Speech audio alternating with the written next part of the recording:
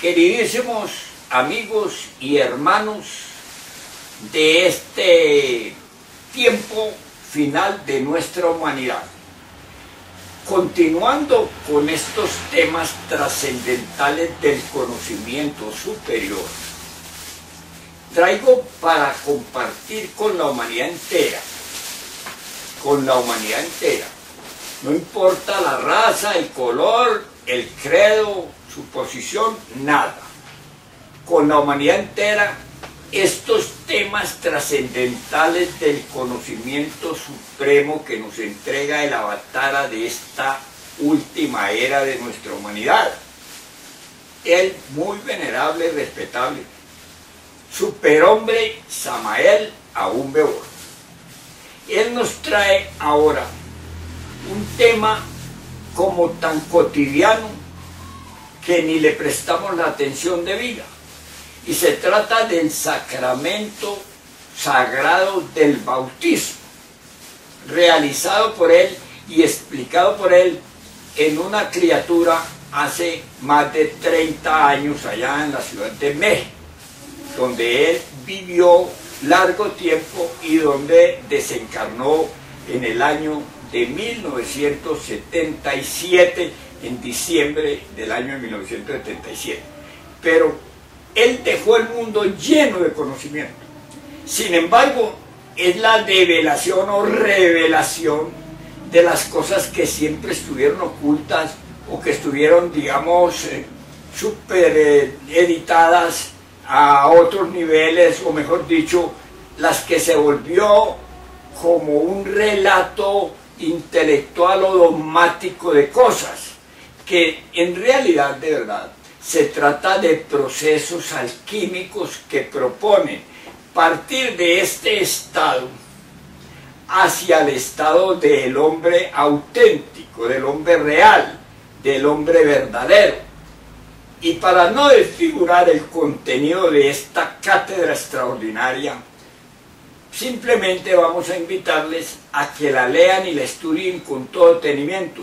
Y si hay que aclarar algo anterior o en derredor de ella, pues con mucho gusto nosotros estamos en nuestra página para eso, para aclarar, no para quitar ni para poner, no, sino para aclarar conceptos de contenido, porque nosotros estamos muy limitados de entendimiento y entonces hemos confundido ese evento extraordinario del bautismo de los niños, de todo aquel proceso alquímico en la creación del hombre psicológico, del hombre, digamos, puramente del hombre, digamos, planetario, del hombre solar, del hombre galáctico, del hombre infinito. En su desarrollo propio lo hemos confundido con una especie de comedias, con una especie de montajes de impostores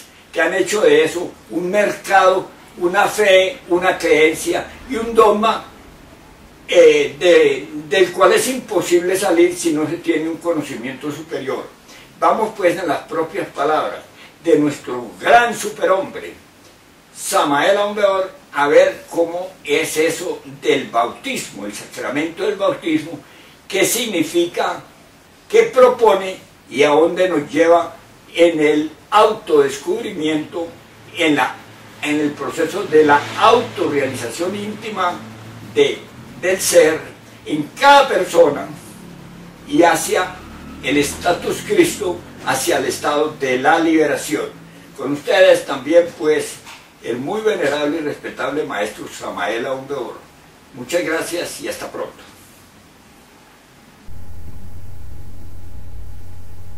Espero que todos pongan el máximo de atención. Hoy vamos a hacer un bautismo del niño, ¿no? ¿Cómo más? Muy bien. ¿Cómo se va a llamar? Michael. Michael, pues. Es necesario comprender lo que es el bautismo en sí mismo. Obviamente el bautismo es un pacto de magia sexual. Si se le va a bautizar el niño, con mucho gusto. Si él cumple con ese pacto más tarde, el bautismo le quedará sirviendo. Si no, no cumple con ese pacto, entonces ¿en qué quedamos? En la Iglesia de Oriente, el bautismo en el día de Epifanía está asociado a las bodas de Canaá. En la Iglesia occidental, considerando la Epifanía, se asocia el bautismo al matrimonio de Jesús con su Iglesia. De manera que tanto en el Oriente el bautismo está asociado al sexo como en el Occidente. En ambos casos se relaciona con el matrimonio. Es pues el bautismo un pacto de magia sexual. Si se cumple, el bautismo queda sirviendo. Si no se cumple, el bautismo no sirve de nada. Esa es la cruda realidad de los hechos. Ilustro a ustedes sobre todo esto, para que vayan comprendiendo lo que es la trascendencia esotérica del bautismo.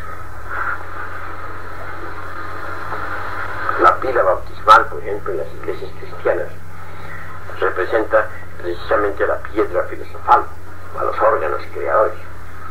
En cuanto a las aguas magnetizadas, aguas lustrales contenidas en la piedra, representan indubitablemente al esperma sagrado. Con otros términos diríamos que el agua es el mercurio de la filosofía secreta, que el fuego de las veladoras representa el azufre de la alquimia. Solo mediante el mercurio, o sea, la entidad del semen, y el azufre, o sea, la entidad del fuego, es posible lograr entonces el nacimiento segundo. ¿Qué se entiende por nacimiento segundo? Por nacimiento segundo se entiende el nacimiento del hombre verdadero. Recordemos las palabras de Jesús a Nicodemos: hasta que no nazcas de nuevo no podrás entrar en el reino de los cielos. Lograr el nacimiento segundo, eso es lo fundamental. Pero ese nacimiento segundo no se logra si no se han fabricado los cuerpos existenciales superiores del ser.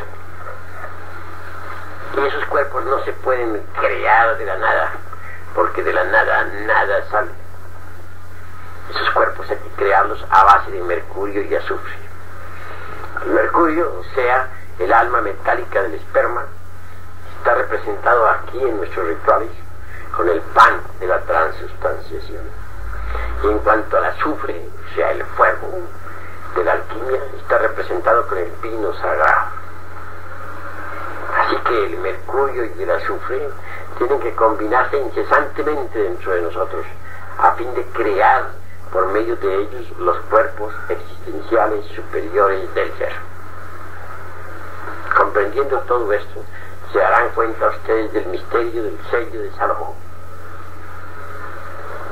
El triángulo hacia arriba, el superior, indica al azufre, el fuego. El triángulo inferior, que se enlaza con el superior, indica el mercurio, o sea, el alma metálica del esperma sagrado. Cuando uno ha concluido la gran obra, recibe en los mundos superiores un anillo maravilloso, que es de materia divinal, es colocado siempre en el dedo anular de la mano derecha. ¿Qué aparece en ese anillo? El sello de Salomón. ¿Qué indica tal sello? Que el iniciado ya logró, mediante los cruces incesantes del mercurio y del azufre, la piedra filosofal. Así que mediante los cruces incesantes del mercurio y del azufre se logra en primera medida crear el cuerpo astral, como segunda medida crear el mental, como tercera crear el causal. Quien posea un cuerpo físico, un cuerpo astral, un cuerpo mental y un cuerpo causal, recibe por tal motivo los principios anímicos, espirituales, y se convierte en un hombre auténtico, en un hombre real, en un hombre verdadero. Así pues, quien llega a ser hombre verdadero se dice que ha llegado al nacimiento segundo. Porque si como animal intelectual nació con el nacimiento primero, como hombre verdadero viene a nacer con el nacimiento segundo. El nacimiento segundo es para los hombres reales. Todo eso se logra mediante los cruces incesantes del mercurio con el azufre. En el bautismo se alegoriza eso sabiamente. El agua contenida en la piedra representa precisamente al mercurio, el fuego de las veladoras al azufre de la alquimia. Si quien se bautiza sabe combinar inteligentemente el mercurio con el azufre, pues logra el nacimiento segundo, entra al reino de los cielos. Pero si quien se bautiza jamás trabaja con el mercurio y el azufre, pues su bautismo no le ha servido de nada. Así pues, el bautismo es un pacto de magia sexual. Hay que entenderlo así y no de otro modo. Se dice que el bautismo, la paloma blanca del Espíritu Santo, flota sobre la cabeza del niño que se va a bautizar. Ciertamente es que el Espíritu Santo es el mismo mercurio de la filosofía secreta. Cuando yo entré en la parte más importante de la gran obra, fui presentado precisamente ante el espejo de la alquimia. Allí vi en el cristal reflejado mi propio mercurio. En nombre de la verdad debo decirles a ustedes que el mercurio da a los grandes iniciados precisamente ese aspecto trascendental del gentilhombre. Veamos si no, por ejemplo, a hombres como Kutumi, esa sapiencia que demuestra como hombre, se le debe al mercurio, que es el mismísimo Espíritu Santo en manifestación. Veamos, por ejemplo, a un conde de San Germán, quien yo cito tantas veces como vida, como un ejemplo viviente de superhombre. Alguien que maneja la política mundial tan formidablemente. Alguien que conoce la psicopolítica y que sabe de verdad manejarla. Que sabe adaptarse a todas las condiciones diplomáticas del mundo. Esa característica se debe al mercurio de los sabios. Cuando yo vi reflejado mi mercurio en el espejo, quedé sencillamente asombrado. Fue cuando conocí cómo el mercurio viene a darle a uno la característica trascendental del gentilhombre. Hace de uno un sabio en el sentido más completo de la palabra. Así, mis queridos hermanos, bien vale la pena comprender la trascendencia del bautismo. En cuanto al azufre, es el fuego. Eso hay que entenderlo así. Obviamente se relaciona con Lucifer. No tendría uno el impulso sexual si no existiera la potencia luciférica dentro de uno. Esa potencia azufrada es extraordinaria. El mercurio solo nada podría hacer. Pero el mercurio es fecundado por el azufre, o sea, por el fuego. Y de esa mezcla resultan los cuerpos existenciales superiores del ser.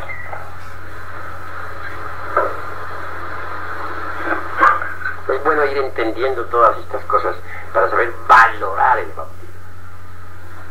Y es bueno no olvidar por qué motivo las iglesias cristianas, tanto de Oriente como de Occidente, con la cuestión esta de Epifanía, o sea, la ascensión del Crestos cósmico en nosotros, relacionan siempre al bautismo con el matrimonio.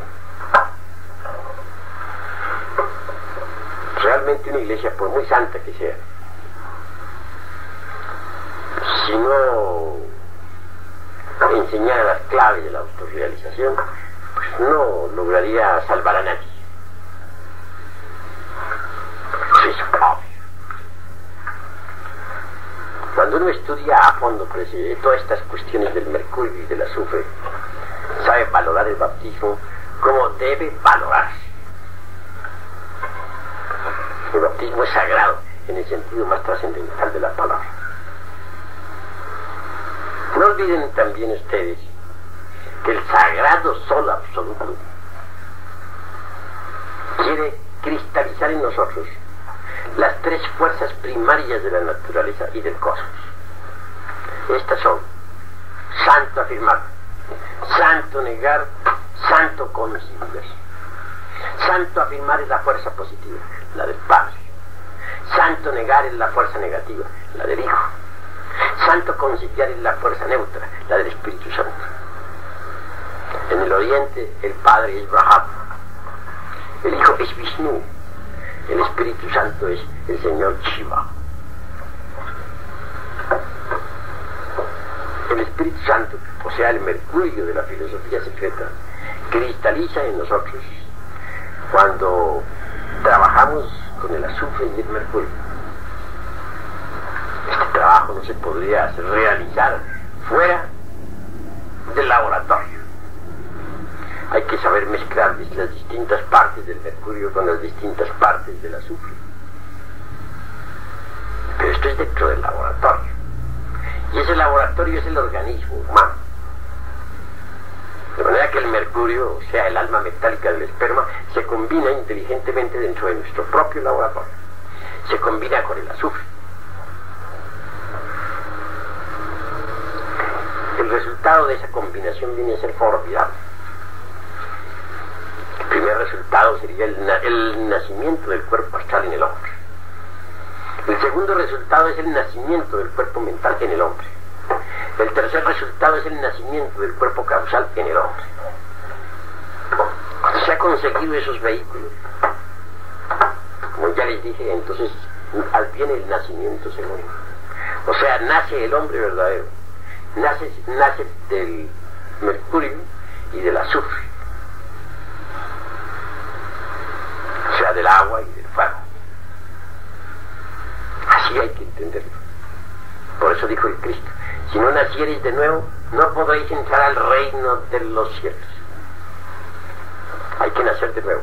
No basta haber nacido como animales intelectuales. Eso es muy relativo.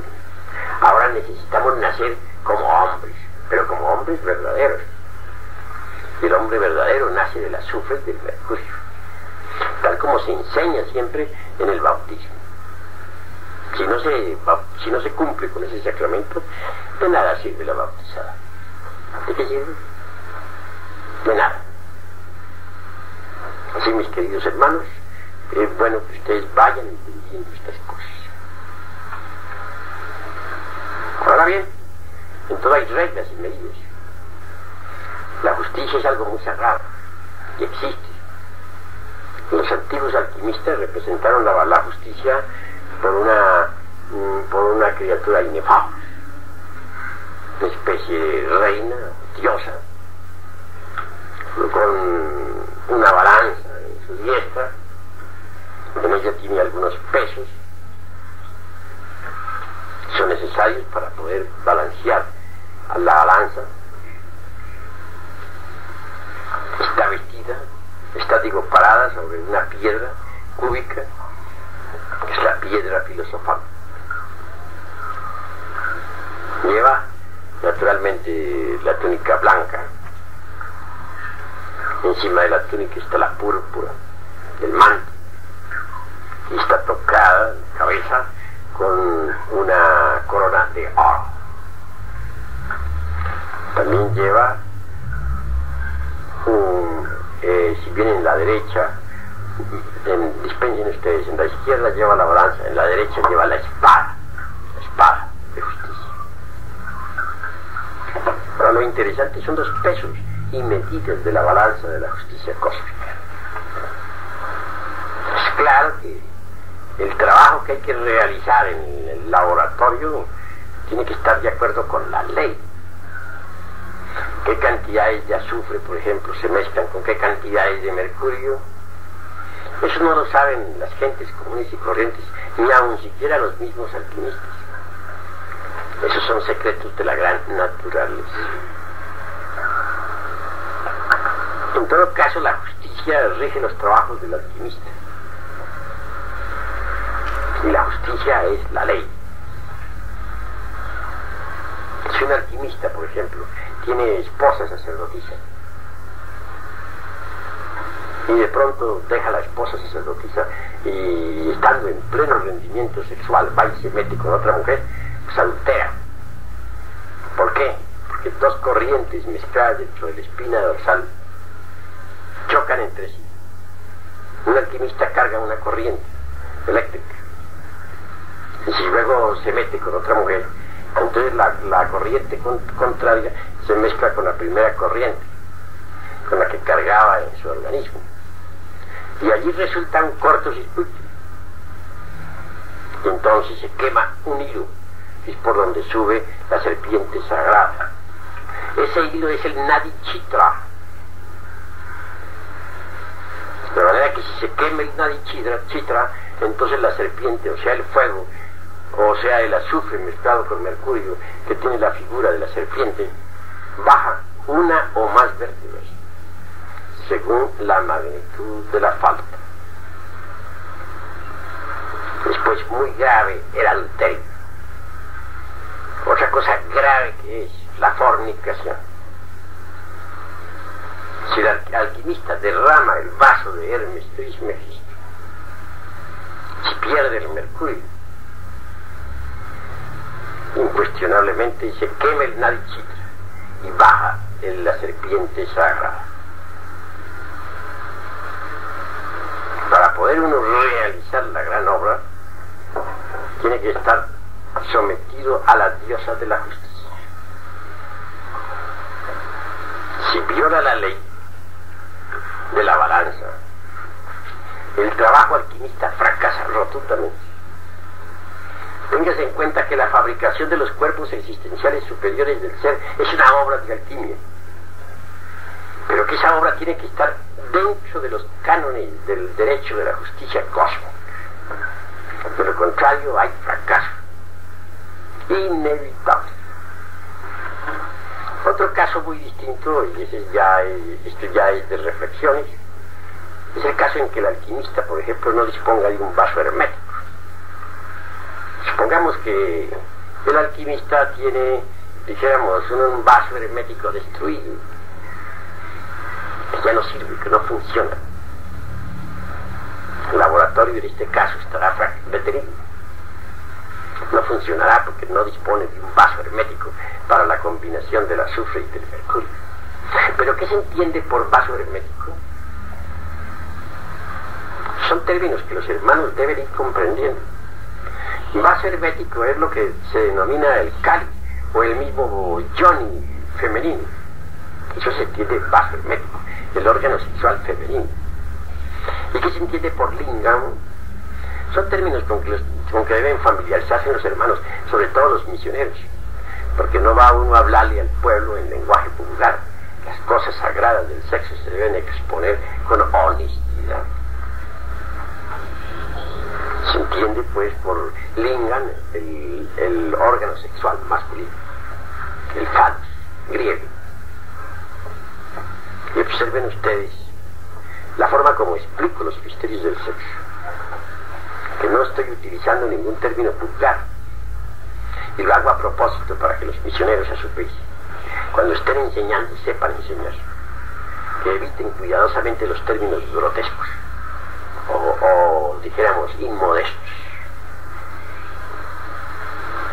Si un vaso hermético, ya expliqué qué cosa es un vaso hermético, no sirve, si ha sido destruido, si ya no sirve para la gran obra, el alquimista tiene pleno derecho, por ley, a escoger un nuevo vaso hermético, y en eso no hay delito. Más grave sería que la gran obra quedara estancada y que el alquimista fracasara. Ahí sí sería lo grave. Pero aún así, el alquimista no debe hacer jamás su voluntad personal, porque si hace su voluntad personal fracasa. El alquimista tiene que obedecer la voluntad del Padre.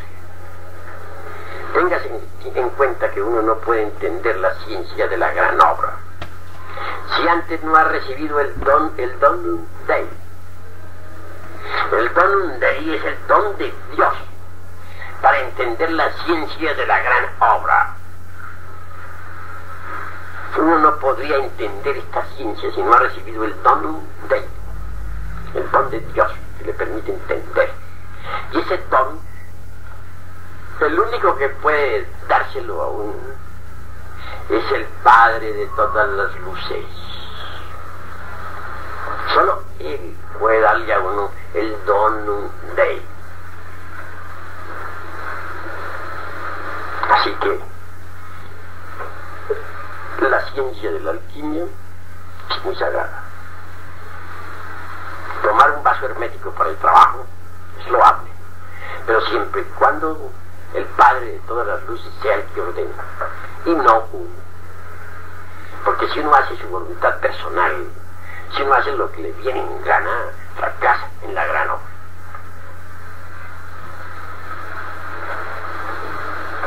Son puntos muy importantes en relación con la alquimia, y puntos muy importantes en relación con el bautismo. Porque cuando se habla de bautismo y de alquimia, se habla de lo mismo. El bautismo es un pacto de magia sexual.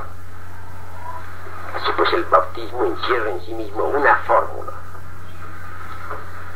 la extraordinaria fórmula de la alquimia.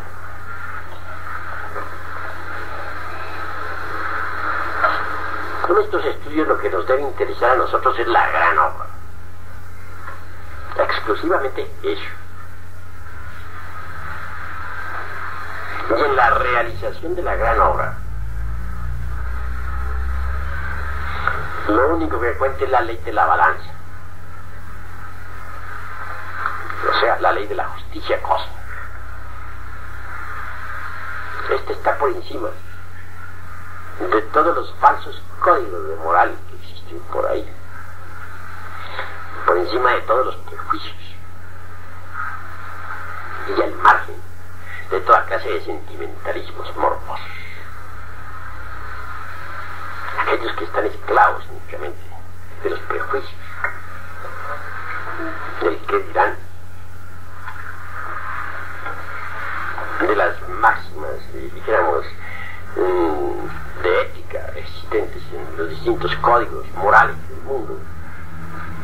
Se quedan con el mundo, pero no con la gran obra. Si hemos de cumplir con el bautismo, tenemos que ser sinceros consigo mismos y trabajar, ¿verdad?, para conseguir el nacimiento segundo. Y una vez conseguido el nacimiento segundo, en modo alguno podríamos detenernos. Quien ha logrado el nacimiento segundo debe luchar intensivamente para integrarse con la divinidad. Si un hombre no se integra con la divinidad, tarde o temprano tendrá que involucionar entre las entrañas de la tierra.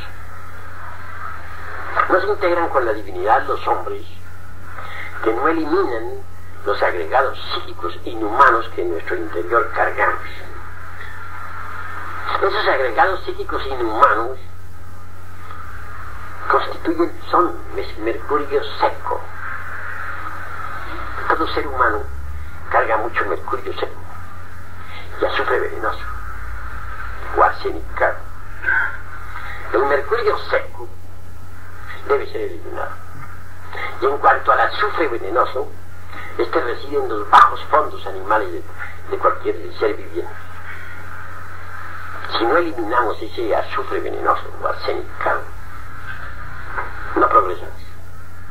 Y si no eliminamos también el mercurio seco, no progresamos. Cuando uno elimina mercurio seco y azufre venenoso, pues entonces consigue que el oro se fije en el mercurio. Si consideramos que los cuerpos existenciales superiores del hombre son esencialmente condensaciones del mercurio azufrado con algo de sal sublimada, podremos entonces entender la relación que existe entre el oro y el mercurio. Aún en las minas vemos la íntima relación existente entre el oro y el mercurio. Los átomos de oro deben ser fijados en el mercurio. Normalmente el mercurio está asociado al oro. Dentro de nosotros existe el antimonio. Este no es una mera sustancia química como creen muchos. El antimonio es una de las partes autoconscientes del ser. Esa parte, ese es un artífice que cargamos todos en nuestro interior. Todos llevamos antimonio en lo más íntimo de nuestra psiquis. Esa parte autoconsciente, ese artífice, ese alquimista, es quien fija los átomos de oro en el mercurio, es decir, en nuestros cuerpos existenciales superiores del ser. Cuando los vehículos existenciales superiores del hombre han quedado constituidos por oro puro, incuestionablemente sirven para recubrir al espíritu metálico que todos llevamos dentro. Quiero referirme al Cristo íntimo, al magnes interior de la cama y de la alquimia, al Señor. Estos vehículos compenetrándose mutuamente y entre sí, son denominados en la alquimia el tosoma helíaco, el cuerpo de oro del hombre solar. Quien posea el tosoma helíaco obviamente puede recubrir con el mismo al Cristo íntimo. El Cristo íntimo recubierto con el tosoma helíaco constituye la piedra filosofal. Ya ven ustedes lo que es la piedra filosofal. Se dice que esa piedra puede vivir entre el fuego, es fusible como la manteca. Pero hay del alquimista que la arroje al agua, porque se disuelve. ¿Qué quiere decirse, o qué quiere expresarse con eso de arrojar la piedra al agua? Sencillamente el que derrame el vaso de Hermes, o el adúltero. Para esa clase de seres son las tinieblas exteriores donde no se oye sino el llanto y el crujir de dientes. Arrojar la piedra filosofal al agua es eso. En ese caso se funde un metal, la piedra se dice que se evapora, es decir, el espíritu metálico escapa, el Cristo escapa, se pierde la piedra, se disuelve. Puede atravesar la piedra filosofal a través de un cristal sin romperlo ni mancharlo. De la piedra se puede sacar el elixir de larga vida. De la piedra se puede sacar los polvos de proyección, con los cuales se puede fabricar oro físico, efectivo, oro material.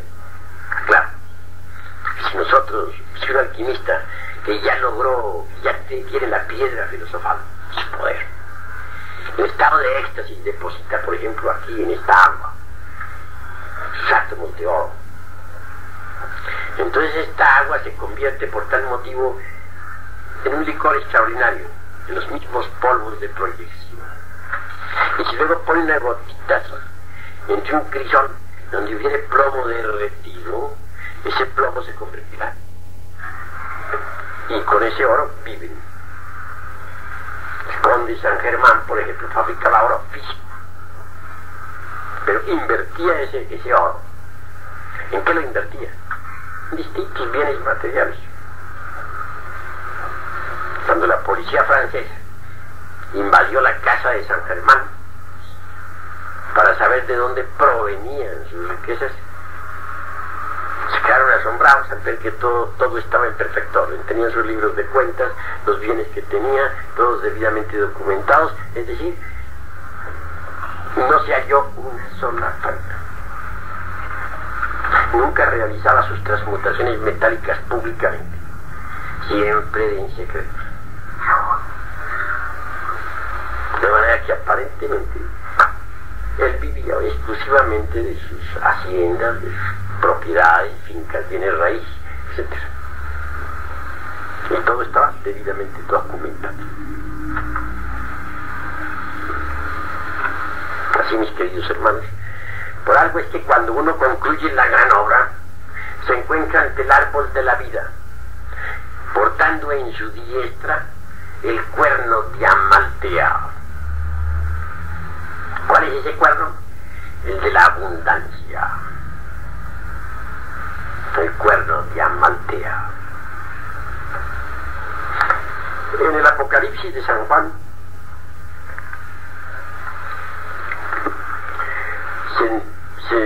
se le dice a las gentes, de gentes grandes y de gentes ricos, bueno, eso sería muy largo citarlo, pero poco más o menos les digo el sentido de las palabras. Pero no te das cuenta que eres un cuitado, pobre, desnudo y miserable. Son palabras que no las entienden sino los iniciados. Nadie más. ¿En qué sentido se es pobre, miserable? Bueno, voy a hablarles algo que a ustedes posiblemente, que en las distintas escuelas digo, pues no entenderían a fondo. El oro es el que manda, mis queridos amigos. El oro y nada más que el oro. En el mundo físico vemos que un individuo que tiene mucho dinero manda con su dinero. Así digamos lo que digamos, manda. Si nosotros no tuviéramos con qué pagar esta casa, ¿qué sucedería? Eso sería así. Para la calle, ponen de patitas en la calle, ¿verdad? Bueno, total que la cruda realidad de los hechos es esa, físicamente. Pero bueno, dirán ustedes, ¿pero qué tiene que ver esto con lo esotérico, con lo espiritual, con lo trascendental, con lo divinal? ¿No es acaso que el maestro está materializando, mentalizando la enseñanza? No, mis amigos, no es eso. La cruda realidad de los hechos es que si nosotros no tenemos oro en nuestros cuerpos existenciales superiores del ser, después de haberlos fabricado, somos unos cuitados como nos trata el Apocalipsis, de desnudos, de cuitados, de pobres, de miserables. Es verdad. San Germán no hubiera podido hacer oro si no hubiera tenido oro adentro. ¿Dónde lo tenía? Pues en sus cuerpos, su aura. Oro de la mejor calidad. Oro cual ninguna de las minas de la tierra puede producir. Entonces, en síntesis, alquimista, ¿qué es lo que queremos nosotros? Estamos reunidos aquí en tercera cámara. ¿Qué buscamos? Les voy a ser sincero. Fabricar oro. El que no sabe hacer oro no sabe nada, aunque se haya metido en la cabeza millones de volúmenes. Si no sabe hacer oro, es un ignorante. Nada sabe. Fabricar oro. ¿Pero dónde lo vamos a fabricar? Pues en los cuerpos existenciales superiores del ser. Queremos vehículos de oro puro, con los cuales poder recubrir la presencia de Logos en nosotros. Eso es lo que queremos. Cada uno en su interior carga un templo. Ya vimos el caso de nuestra noble madrecita Dolores. Bueno, ya platicábamos sobre el asunto de un templo. Ese templo es de ella. Lo carga. Ese es su templo. Cualquiera puede visitar. Yo tengo mi templo. También lo tengo. Y ustedes en las calles se proponen visitar mi templo, pueden visitarlo. Pero no se olvide que cuando ustedes entren en ese templo han entrado en mi conciencia. Yo cargo el templo aquí y se proyecta en los mundos superiores. ¿En qué forma se proyecta? Como una catedral verdaderamente.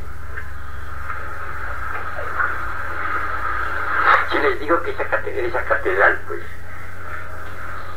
todos los objetos son de oro, no estoy exagerando. Obviamente sí es. Pero para fabricar ese oro de la catedral esa del alma, he tenido que trabajar en la forja de los hijos. En el laboratorio. En el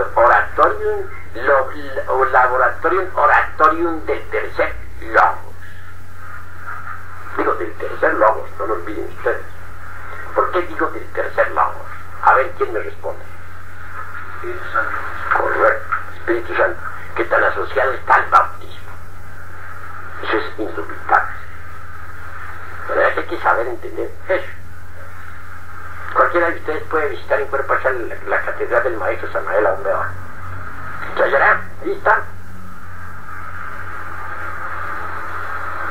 No falta claro sobre el altar, el cáliz.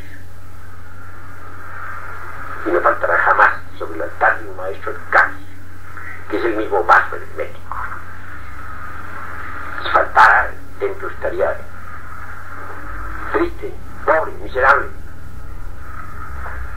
¿Cómo ir a faltar sobre el ara, el santo grial? Eso sería un absurdo. En ningún templo de misterios mayores falta el santo grial. Eso es indubitable. ¿Ustedes saben cuál es el santo grial? Creo que sí saben, algunos. Es el mismo vaso hermético. Hasta los dioses, los templos de los dioses, está el santo grial.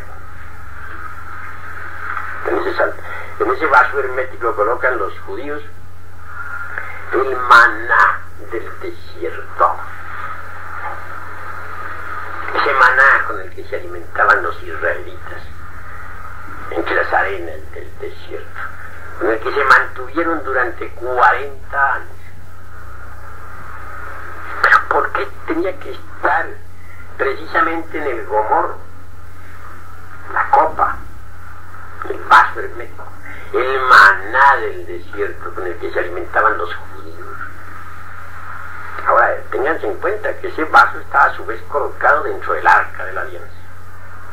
También está ahí la vara de Aarón, o sea, el lingam generador, y las tablas de la ley. Con esto documento todo lo que he dicho. En cuanto a los querubines, la Blavatsky dice que 2 querubines se tocaban con sus alas sobre el arca de la ciencia, y que se hallaban en la actitud del hombre y de la mujer durante la copla.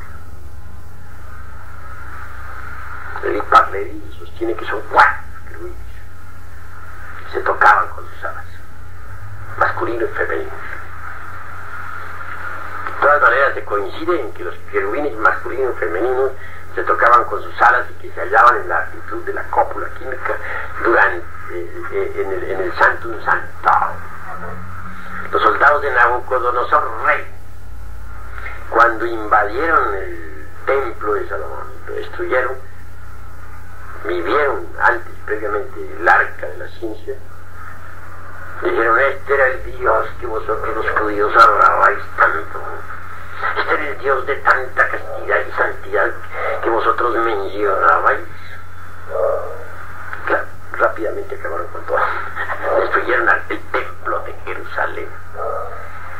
Así, mis queridos hermanos, no entendían. Pero bueno, no nos salgamos del tema. ¿Por qué el maná con el que se alimentaban los judíos en el desierto tenía que estar en la copa o gomor? Si explico, sencillamente el maná es el néctar de la inmortalidad. Ese néctar sagrado no está en otra parte, sino en el vaso hermético. Y el vaso hermético está dentro del arca de la ciencia. Si los dioses no tuvieran el maná del desierto, porque la vida es un desierto cuando se renuncia a la verdadera felicidad, nirvana. Pues hombre, teniendo cuerpo físico, sus cuerpos físicos se envejecerían y morirían. Entonces ellos necesitan de ese vaso hermético en el cual está contenido el maná.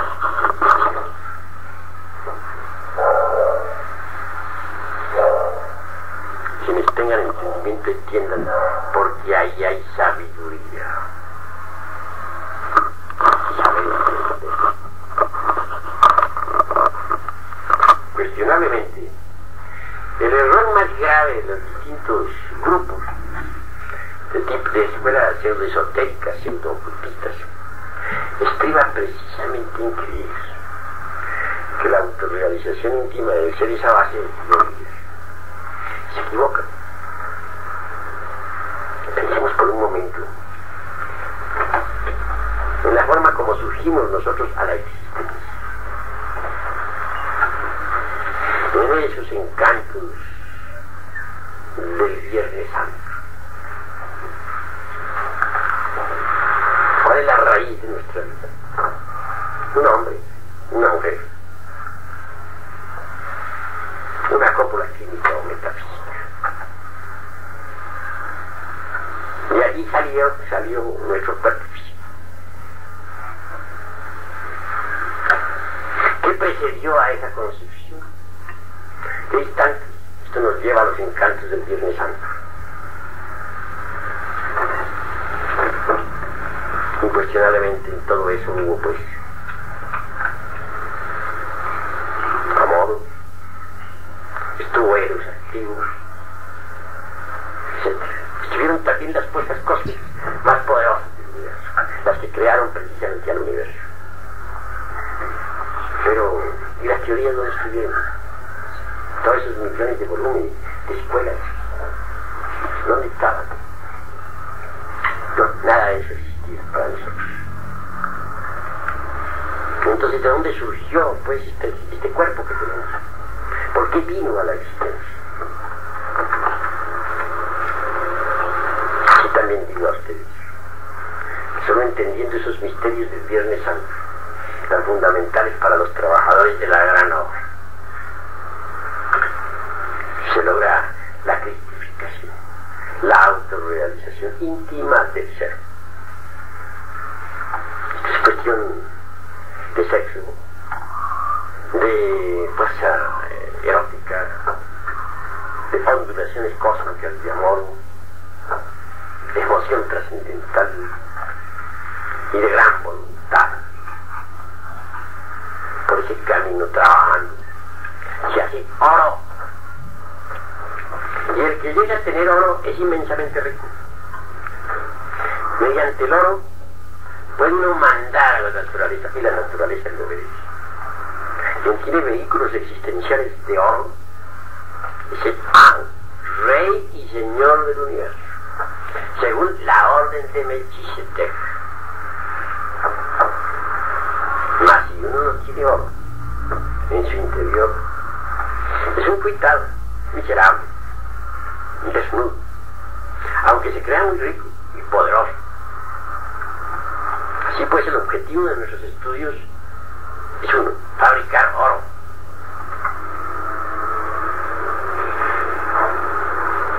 Se llega a fabricar oro cuando se conoce el misterio del bautismo, que, como les he dicho, es un pacto de magia sexual. Bueno, mis queridos hermanos, hasta aquí la plática de esta noche. Pero, eso sí, tienen todos perfecto derecho a preguntar, porque no quiero que queden con dudas de ninguna especie, y lo que no hayan entendido será explicado.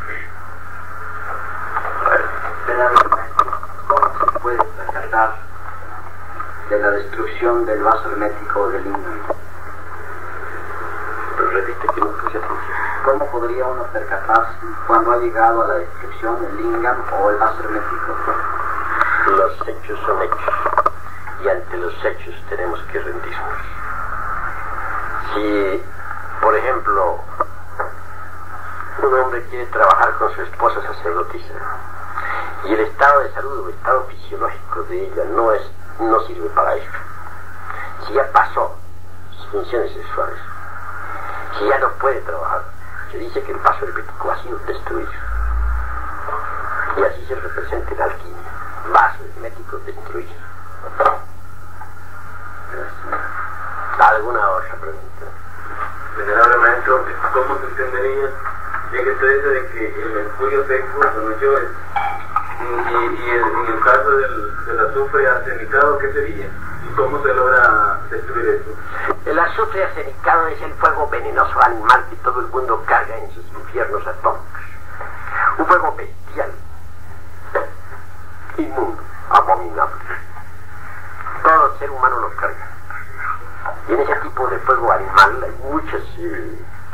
hay muchos agregados psíquicos vivientes, de tipo dijéramos que pertenecen a las leyes, al mundo 96 de ley. En ese tipo de fuego animal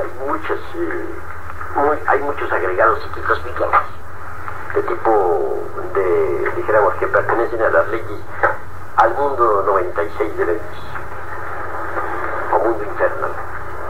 ¿Cómo se elimina ese azufre venenoso o arsenicado? Pues hombre, trabajando en forma pura y limpia, eliminando el mismo mercurio seco, por el mismo camino que he eliminado el azufre venenoso. Al eliminarse el mercurio seco, el azufre venenoso queda eliminado de hecho. Eso es todo. Gracias, profesor. Hable. General, el vaso hermético destruido de una persona no puede ser ya reconstruido. Si no se ha reconstruido, ¿cómo esa persona puede trabajar en una gran obra? Sí, entiéndese por vaso hermético en este caso, alquimista, el Johnny, que como se sabe no es el Linga. Me refiero al Johnny. El Johnny destruido no sirve para la gran obra. Si un alquimista tiene en su laboratorio un vaso y se le rompe, pues tiene que conseguir un nuevo vaso. Pero como quiera que las leyes son muy sagradas, sucede que el primer vaso está cargado de cierta fuerza, de cierta radiación. Y esa radiación ha impregnado al alquimista. Se hace necesario que pase un tiempo, no menor de 3 años, para que el alquimista pueda conseguir un vaso nuevo, si es que no tiene un cortocircuito dentro de su sistema central espinal, porque un cortocircuito puede quemarle un alambre del laboratorio, y en este caso el fuego, el azufre y el fuego, el azufre y el mercurio baja, desciende, y se pierde, y hay hasta una reducción metálica. En otros términos se diría que el alquimista se ha ido de cabeza al abismo. Y en el caso maestro, específicamente, quien posea, digamos, el elemento que tenga su vaso, pues, dañado, no puede trabajar en la gran obra. Repite, con más claridad. O sea, el elemento femenino tiene sus órganos creadores, no, digamos, lo tiene dañado, no atrofiado, está dañado. Pero entonces, esa persona, ese elemento femenino está trabajando en la gran obra. ¿Cómo puede conservarse ese daño, pues? No es posible, no puede continuar. Es como si el elemento masculino, el alquimista, destruyera su lingam, generador. En este caso tampoco puede trabajar en la gran obra. ¿Cómo haría? Necesitaría cambiar de cuerpo para que trabajar. Es decir, si el lingam generador queda destruido, ¿cómo trabaja? ¿O cómo trabajaría, por ejemplo, un individuo a quien le castraran? En este caso, pues hay un fracaso. A ver. ¿Por qué causas se dañaría el vaso hermético?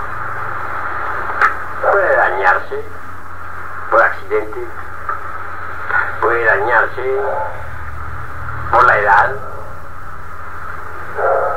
puede dañarse por el karma. Si no sirve ese vaso para el laboratorio, pues el alquimista tiene que utilizar un nuevo vaso hermético. Y en eso no hay delito. El delito hubiese si el alquimista, teniendo un vaso correcto, hermético, menospreciara tal vaso y lo tirara afuera para tomar uno nuevo. En eso sí habría delito.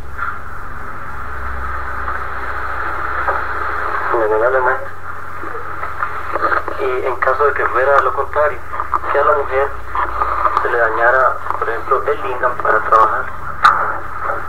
Pues en este caso, la mujer está trabajando con un varón y todo marcha bien. Si el varón no le sirve, pues todo marcha mal. ¿Y se operaría igualmente como operaría el alquimista en el caso citado, no? Pues la ley, la justicia humana misma, tiene sus postulados. Si un hombre, por ejemplo, es impotente y la mujer se queja ante la ley, pues indubitablemente recibe carta de divorcio. Eso es obvio. Si un hombre no cumple sus deberes para con la mujer, sus deberes sexuales, y la mujer se queja, eso es motivo más que suficiente para divorcio. Así pues, si una mujer está trabajando en la gran obra, que no sirve el alquimista, no dispone ella de un lingan generador, de una lanza para los misterios, de una lanza con la cual pueda combatir a los agregados psíquicos, de una lanza con la cual puede herir el costado de Lucifer. Pues en ese caso, pues se encuentra ella ante un dilema, o ante el dilema de tener que desposarse nuevamente con un alquimista idóneo, o ante el dilema de tener que aguardar hasta una futura existencia. En tal caso, cualquiera de esas dos resoluciones resulta justa. Gracias. Si este caso se presenta por karma, venerable maestro, ¿se podría esperar hasta que alguna de esas personas cancelara la deuda? Sí, puede esperar perfectamente bien. También un alquimista que ha perdido el vaso hermético puede esperar, si quiere, hasta la futura existencia, o aguardar 50 existencias hasta que encuentre un vaso bueno. Pero ese sería el colmo de los colmos, ¿no? Lo mejor es que el iniciado deje toda clase de sentimentalismos morbosos y tome un vaso hermético idóneo para el trabajo en el laboratorio. Nosotros debemos dejar aquí las actitudes pesimistas, dijéramos el tamas de la inercia, esa especie de flojera mental o espiritual que tanto abundan en las escuelas de tipo pseudo-esotérico y pseudo-futista. Eso es claro. Maestro, y en el caso de que el brazo hermético está bueno, pero la dama no quiere colaborar en la fragua. ¿Quién? La dama no quiere trabajar en la fragua y ya lleva determinado tiempo de no colaborar el esposo. En este caso, ¿qué puede hacer el esposo? Pues hombre, para ayudarle, el vaso está bueno, pero si ya no quiere trabajar en la gran obra, si no le da por trabajar, es un término un poco más duro, pero le saldría del concepto cátedra. Naturalmente no le queda más remedio al alquimista sino buscar un vaso hermético exclusiva, alguien que colabore, que coopere. Pero eso no podría hacerlo sino después de varios años de duros ruegos y súplicas a la esposa sacerdotisa Leo. Porque escrito está que solo por causa de fornicación se debe dar a la mujer, dijéramos, divorcio, si hay fornicación. Si la mujer fornica, hay derecho. Si una mujer quiere que el alquimista fornique, y el alquimista quiere autorrealizarse y ella quiere fornicar, ahí se le debe dar carta de divorcio inmediatamente para que fornique con otro, pero no con el alquimista. Aquí está que una de dos, o nos resolvemos a entrar al reino por asalto o fracasamos. El reino se toma por asalto, los valientes lo han tomado. Si no se procede así, se fracasa. Estando precisamente en los mundos superiores de conciencia cósmica. Hube de solicitar al Padre me mostrara la síntesis de mis trabajos más recientes en la fragua encendida de un carro. Entonces el padre me llevó a una gran ciudad, una de esas ciudades finas, ciudades mágicas, las cuales hay 4 importantes en Europa. Nosotros tenemos una en Yucatán, fundadas antiguamente por los tuatas de Danang, que fueron entre otras cosas grandes viajeros chinos. Bien, allí encontré a muchos adeptos de distinto grado de esplendor. Hasta encontré adeptos exentos. ¿Ustedes saben lo que es adeptos exentos?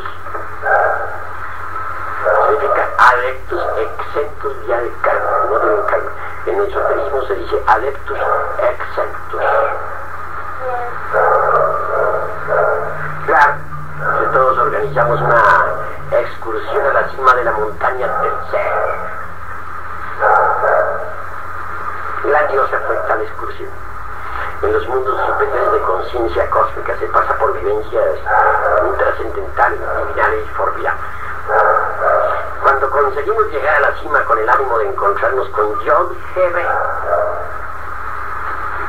el anciano de los días, entonces tuvimos la grata sorpresa de hallarle transformado en una palmera elevadísima.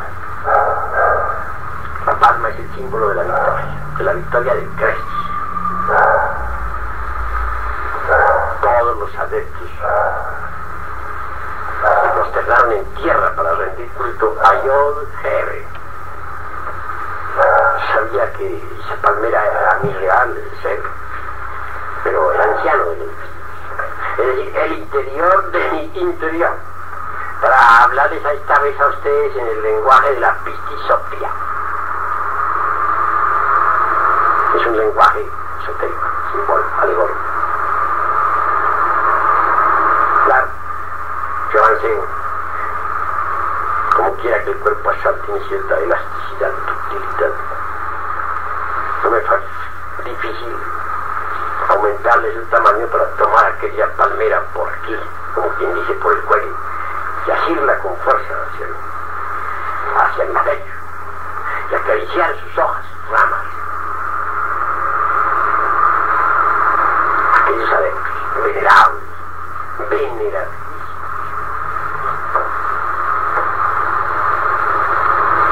me miraron con terror. No se oyó sino un clamor. Se asombraron al ver cómo tomaba yo al anciano de los días, nada menos, en esa forma. Más luego la palmera se transformó en una gran torre, la torre de un templo interior, de mi propia catedral. Esa torre corresponde a la cabeza de lo divinal. Estaba tatuada de toda llena de piedras preciosas. Los ojos eran los de la misma.